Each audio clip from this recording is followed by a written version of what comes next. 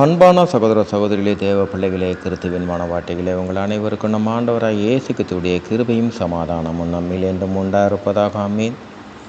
இந்த நாளிலும் பரிசுத்தாவின் வெளிப்படுத்துகிற சத்தியத்திற்காக நன்றி செலுத்துவோம். இந்த நாளில் ஆதியாகமம் 28ஆம் அதிகாரத்தில் 12வது வசனம்.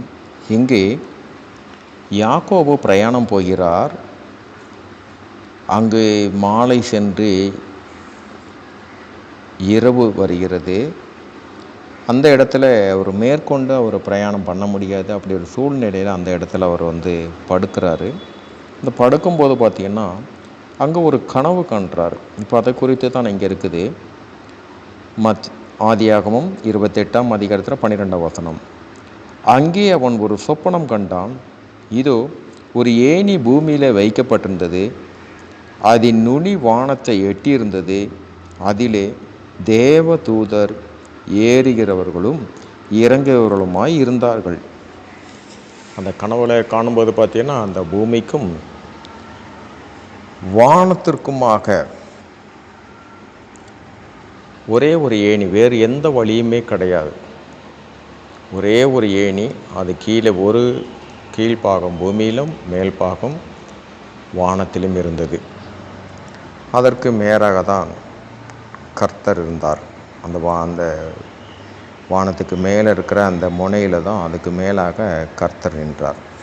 சரி, இதனை குறித்து அவன் கண்ட சொப்பனம், அதனை குறித்து சத்தியத்தின்படி பார்க்கும்போது யோவான் 1ஆம் அதிகாரத்தில் 51வது வசனம். இந்த 50ஆம் வசனத்தில் கூட பார்த்தீங்கன்னா என்ன சொல்கிறாருன்னா, நாத்தான்வேல் என்கிற ஒரு சீசர் இயேசுவை குறித்து அவனை இயேசு அறிந்து கொண்டார். அப்போது அவரை குறித்து இயேசு சொல்கிறார். 50ஆம் வசனம். இயேசு அவனுக்கு பிரதியுத்தரமாக, அத்திமரத்தின் கீழே உன்னை கண்டேன் என்று நான் உனக்கு சொன்னதினாலேயே விசுவாசிக்கிறாய், எதிலும் பெரிதானவைகளை காண்பாய் என்றார். இதை நாத்தான்வேலை குறித்து இயேசு கிறிஸ்து சொல்கிறார். இங்கே பின்னும் அந்த நாத்தான்வேலை குறித்து இயேசு கிறிஸ்து என்ன சொல்கிறார்னா, பின்னும் யோவான் 1ஆம் அதிகாரம் 51ஆம் வசனத்தில் அவர் அவனை நோக்கி, வானம் திறந்திருக்கிறதையும் தேவ தூதர்கள் மனுஷகுமாரனிடத்திலிருந்து ஏறுகிறதையும் இறங்குகிறதையும் நீங்கள் இது முதல் காண்பீர்கள் என்று மெய்யாகவே மெய்யாகவே உங்களுக்கு சொல்லுகிறேன் என்றார்.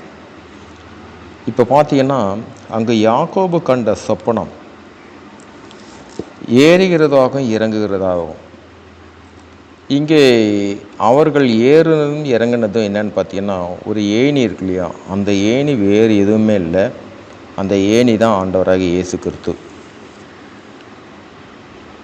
இந்த முதலாக எப்பொழுது வானம் திறக்கப்பட்டதுன்னா, தன்னுடைய குமாரனுக்காக இயேசு கிறிஸ்து ஞானஸ்தானம் பெற்ற உடனே, ஞானஸ்தானம் பெற்று அவர் கரையேறின உடனே பார்த்தீங்கன்னா வானம் திறக்கப்பட்டதுன்னு வார்த்தை இருக்கும். முதலாக அப்போ தான் திறக்கப்பட்ட வானத்திலிருந்து தான் முதலாவது ஏணி என்கிற ஒரு கிறிஸ்து, இவர் தான் அந்த ஏணியே.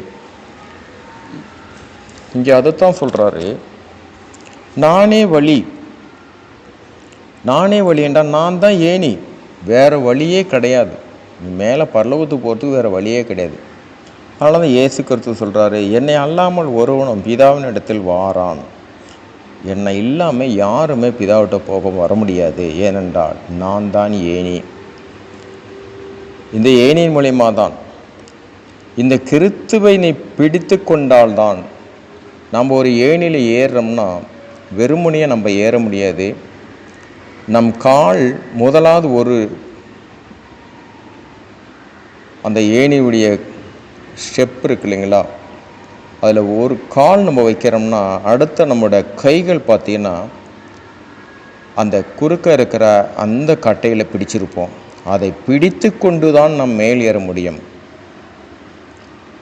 அதை பிடித்து கொண்டு தான், எப்பொழுதும் அந்த ஏணியில் பிடித்தோமோ அந்த நிமிஷமே சரி, இயேசு கிறிஸ்துவை பற்றி கொள்ளும் போது ஒரு நாளும் நாம் பாதி தூரம் போயிட்டு என்னால் மீண்டும் நான் வர முடியாதுன்னு போக முடியாது. ஏனென்றால் அந்த ஏணி ஒருவனையும் கீழே தள்ளி விடாது. இன்னும் காரியம் பார்த்தீங்கன்னா, சரி நம்ம ஒரு பாதி வழியே போயிட்டோம், பின்வாங்கி போகிறோம்னு சொல்லுவாங்க. இது விசுவாசத்தில் பார்த்தீங்கன்னா ரட்சிக்கப்பட்டு ஞானத்தானெலாம் வாங்கி கிறிஸ்துக்குள்ளாக இருந்து பின்வாங்கி போயிடுவாங்க சில பேர்.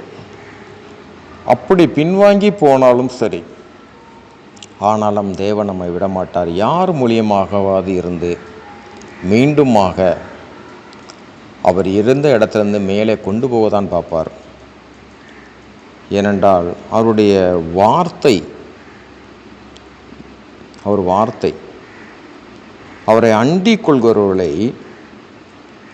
அவர் என்னவா இருக்காருன்னா கேடகமாக இருக்கிறாரு. இயேசு கிறிஸ்துவை எப்பொழுது ஒருத்தன் ரட்சிப்புக்குள்ளாக வந்துட்டானோ அவனுக்கு அவர் பாதுகாப்பாக தான் இருக்கிறாரு. அந்த காரியத்தின்படி நம்ம அந்த ஏணியை பிடிச்சிட்டோம்னா ஒரு நாள் நம்ம மேலே போக தான் கொண்டு போக தான் பார்ப்பாரே தவிர கீழே இறங்கி நம்ம போக முடியாத அளவுக்கு தேவன். ஏன்னா கீழே இறங்கினா அதோடைய காரியம் என்ன, நீ எங்கே இருந்து அந்த கீழான இடத்துல இருந்தால் நீ பரலோகத்துக்கு வரும்படியாகத்தான் அந்த ஏணியில் ஏறின, எல்லாவற்றையும் அவர் பார்த்துக்கொள்ளார். வேத வார்த்தை என்ன சொல்லுது பார்த்தீங்கன்னா, தேவன் தம்முடைய ஒரே பேரான குமாரனை விசுவாசிக்கிறவன் எவனோ அவன் கெட்டு போகாமல் நித்திய ஜீவனை அடையும்படியாக. அங்கே பாதி தூரம் ஏனில் ஏறிட்டு நான் பின்வாங்கி போகிறேன்னா அது முடியாத காரியம். ஏன்னா அவன் கெட்டு போகாமல் இந்த பரலோகம் மீண்டுமாக அவனை நிலைநிறுத்தும். அதனால் இந்த காரியத்தில் ஏணி வேறு யாரும் இல்லை, நம்ம ஆண்டவரை இயேசு கிறிஸ்து தான். என்னை அல்லாமல் ஒருவனே என் பிதாவிடத்து வர முடியாதுன்னு சொல்கிறாரு. அந்த காரியமாக அந்த ஏணி மட்டும்தான். வேறு பரலோகத்துக்கு போகிறதுக்கு வேறு வழியே கிடையாது. நானே வழி சத்தியமும் ஜீவனமாக இருக்கிறேன்னா நான் தான் வழி. அந்த வழி என்னன்னா அதுதான் ஏணி. அந்த ஏணியாகத்தான் நான் இருக்கிறேன். சரி, இதுக்காக நான் எனது வெளிப்படுத்தின சத்தியத்திற்காக நன்றி செலுத்துவோம். இந்த காரியத்தின் மூலம் எல்லாவற்றிலும் மூவரிலும் ஒருவராக இருக்க தேவனே உம்முடைய நாமம் ஒன்றுக்க மகிமை உண்டாவதாக. ஆமீன்.